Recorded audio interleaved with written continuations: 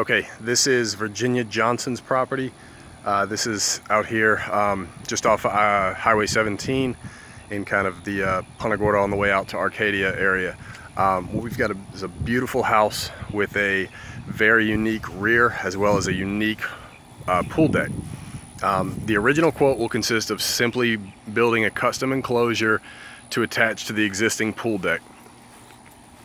We see we've got a bay window here. The fascia height on that is 116 inches to the top of where the gutter would be. It then transitions up here to the shed roof area where that fascia height is 138 inches to where the top of our gutter would be. We then have this gable section over here coming in at a mitered angle. The apex of that gable area is approximately 17.5 to 18 feet. It then comes over here. We go back to 139 inches to the top over there. So we could split the difference between the two and make those two roof lines line up, making our overall wall height 139 inches. You can see that there is a smaller lower fascia on this side, so riser walls would need to be used in that area, as well as on the bay window on that side, just to keep our continuous roof height. As we get over to the side over here, we are going to turn the corner. And we're gonna bring the screen walls all the way to beyond this window because the customer wants to be able to continue to, put the things in the windowsill like they have there now. So we're gonna be coming over approximately about here. That is 21 feet from this corner to just beyond this window. Coming back from this corner right here, we're coming 25 feet, which puts us in line with the corner of the gable and the straight roof line right there. From that point right here, we're gonna run 42 feet to this corner right here. We have a span of 32 feet to the edge of the deck running straight up that block, and then obviously a 2-foot overhang in all areas. So our actual beam span would be approximately 30 feet. Factoring in for the rise, we'll be at about 32 feet worth of metal necessary.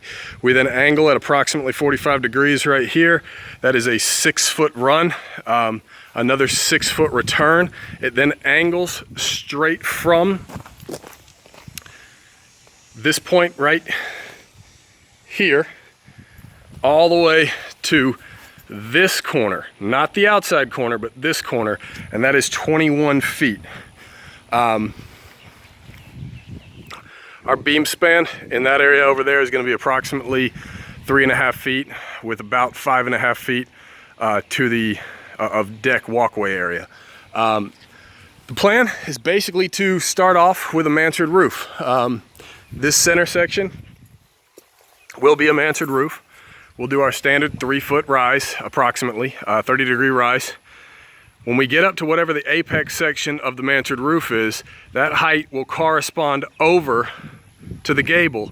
And then from that point forward, whatever is necessary to build down from any sections higher on the gable to tie in line with the mansard roof will be done, bringing us back to our 138, 139 inch overall wall height over in this section where flat roofs will be used. Customer has been informed that as far as the bay window, riser walls and just basically building into it will be done that way, no matter what is chosen. They're also very, very interested in doing picture windows. I'd really like to be able to get one right on that corner, but I don't think it's going to be possible because that, like I said, is about 42 feet.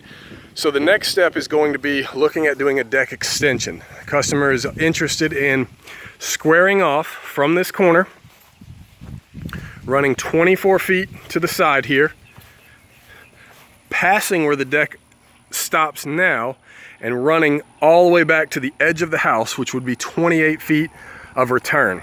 You can see we need a minimum 4-course stem wall. Demolition of these stairs, I'm assuming, would be necessary.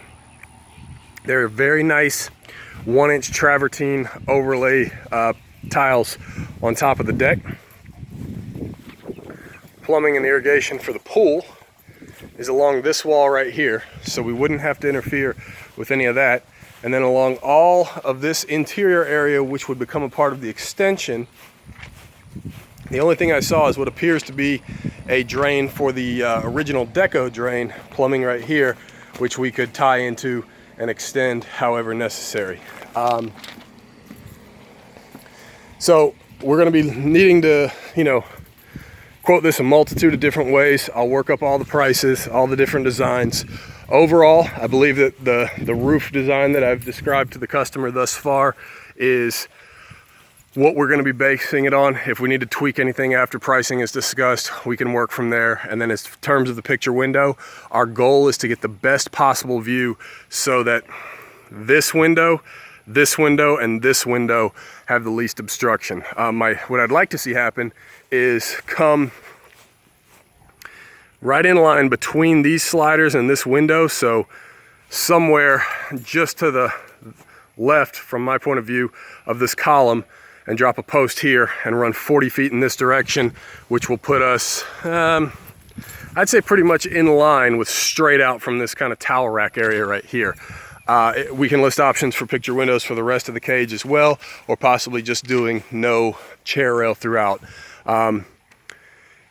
Right now, we're anywhere between 36 and 42 inches off the ground. The customers had an inspection done. The entire property is enclosed, and they were not flagged. She said that she even raised that concern to the inspector, and it passed as is. So we'll make a note that if necessary, if we're not able to get it passed based on our height off the ground, that additional steps required by the customer would be necessary to build some kind of retaining wall or railroad tie system and flower bed to comply with building code requirements in terms of height and the regulations for railing. Again, we're going to factor in for oversized doors, so a 48-inch door over in this area, a 48-inch door on that side. You're going to need to factor in for 5-foot wide steps wherever we come into our build out area over here. Very, very nice, very custom project. We'll quote it both the highest end and the lowest end possible and see what we end up coming with in terms of final resolution.